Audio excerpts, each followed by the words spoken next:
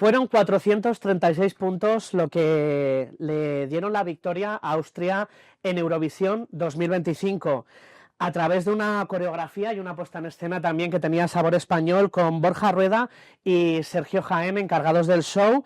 Hoy contamos en OKDIARIO con el ganador de Eurovisión 2025, al que le llaman JJ. Welcome, Johannes. Thank you for having me. First of all, welcome to Spain. How are you? I'm good, thank you. I'm enjoying Spain so much, and the people are lovely here. You are the recent winner of Eurovision 2025 with just 24 years old. Mm-hmm. How do you feel about that? It's crazy. It's always been a dream of mine, to be a pop star, and also a dream of mine to be at Eurovision. But I never thought that I would win the entire show, so that's a huge honor. Your song is named Wasted Love. Mm-hmm. Why that name? It's about a personal experience that I went through. So I had, so much love to give to a person, and then nothing came back. So I thought, maybe if I put more, something will come back, but nothing did. And therefore we named it Wasted Love. So the song came about the frustration. Yeah, it's about my frustration of just wasting so much love and so much time on a person that was not giving me the same emotions back. How you lived the final from the stage, and what was the most special moment for you that you remember? The most special moment for me was after my performance on the grand final. I had my final pose when I sang the last note, and then the audience cheering, and then feeling this relief that, it's finally over. I can just, relax now and watch my friends perform. How much time did you spend preparing your show, the song, till you became JJ is the winner, Austria is the winner of Eurovision 2025? It took, I think, about 3 months. So we started in the beginning of March, so the entire month of March, April, and half of May basically. We were working really hard every day. I came here to Madrid for rehearsals, and then I went to Helsinki for rehearsals and fittings. So I was traveling a lot, but it was fun. What was the biggest challenge during the process to prepare that Eurovision participation with Austria? I would say being away from home a lot was a big challenge, because I love to be around my family and my friends, and I was away for a longer period of time, and in Basilea I was away for 2 weeks, so that was a bit tough and a tight schedule. But I must say I have an amazing team who became my family, and therefore it was easier for me to do this very long and intense weeks. With just 18 years old, you was on the Voice UK. Mm-hmm. What a challenge. Yeah. What did you learn from a TV show like that, which is huge, and with a mogul like will.i.am? It was a great experience. It was my very first television appearance anywhere. And so it helped me a lot to understand the format of a TV show. And at the end of the day, Eurovision is very similar. They have the same schedule, the same routine, rehearsals, sound checks and everything. So that made me go through this entire process much more relaxed, because I already knew what was going to happen. In your opinion, I want you to rate from first to fifth, in your opinion, the performances of Eurovision 2025. Oh, amazing. So I would put...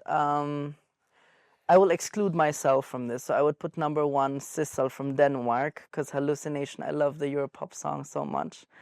Then I would put on number 2, I really, really enjoyed Kyle's performance from Norway. This is also kind of biased because they're my best friends. I'd also put Mirjana from Malta on number 3. I'd put Erika from Finland on number 4. And I would actually put Melody up there as well. I would put her number 5 because she had an amazing performance, and she's late. She's crazy. The voice, the dancing, the entire performance, beautiful. Do you think there's always a debate on the votings in Eurovision?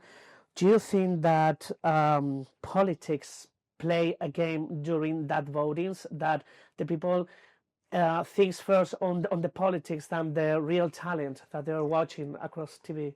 Yeah, and a big television show like this where multiple countries compete for the win, it's obvious that, many factors are taken into account in such a huge, spectacular, huge event. And so it's very unfortunate because Eurovision is actually meant to be a music show, and so we should continue thinking of that as such. And the EBU, they will work multiple aspects throughout the entire year. So this year they were really focusing on everyone's mental health, and they did an amazing job. So we all had a more relaxed time in Basel. And next year I'm very sure they will work on other things. We talked about melody.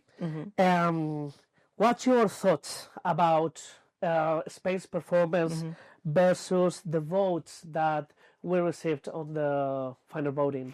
Yeah, Spain did an amazing job. So Melody had a great performance. I really enjoyed it so much. And it's very hard, there are a lot of great performances that were there this year. So it's really hard to put anyone in any position because I really enjoyed so much. So for me, it was also hard to, think who would be my top 10 or who would be my top 5. But yeah, Melody did an amazing job, and she can be very proud of herself that she gave 110% of herself. Yeah. Do you have any relation with Spain? Oh, to be honest, I mean, my staging director, Sergio Jaén and Borja, they're my most, the nearest connection to Spain. And I've been here already before because my sister, she did an au pair here in Barcelona. And of course, the Filipinos, there's a huge Filipino community here in Spain, and we have a lot of Spanish words in the Philippines. We count in Spanish, the time we say in Spanish, a lot of little stuff like la mesa, cuchara, tinidor, plato, pantalón, a lot of Spanish influence. Do you want to make some collaboration in the future with any Spanish artist, and who will be? Oh, I would love to work with Chanel. With Chanel? With Chanel. That's a good choice. A crazy performer. I love what she did at Eurovision. It was amazing, and deserved that she was very far up in the results. You started singing very young. Yeah. With 18 years old, The Voice UK. And now with 24 years, the winner of Eurovision 2025. Yeah. That doesn't happen a lot of times. How changed your life since you won Eurovision? It changed so much. So I get recognized a lot on the streets, or when, I have a very busy schedule now. So I'm traveling a lot, which is fun because I love to be around new people, love meeting new people, being around in different places, new cities. So I love to travel, and I'm very looking forward to making new music after this, entire press tour. During this year till the next Eurovision contest, you will have a very busy year. What projects do you have for the upcoming months? So I'm definitely going to be working on new music because that's what everyone deserves, and I'm looking so much forward to letting our creative minds flow and making new music, and then possibly even going on tour. That would be amazing. And then, of course, preparing for next year's Eurovision. It's a huge pleasure for me and for the newspaper to have you here. You are the first Eurovision winner that is on the newspaper. I don't know if do you mind to sing for the audience a little bit of the song that earned actually 436 points. That's a lot. That's crazy. Yeah, of course I can sing a part of the the first verse. You left me in the deep end. I'm drowning in my feelings. How do you not see that?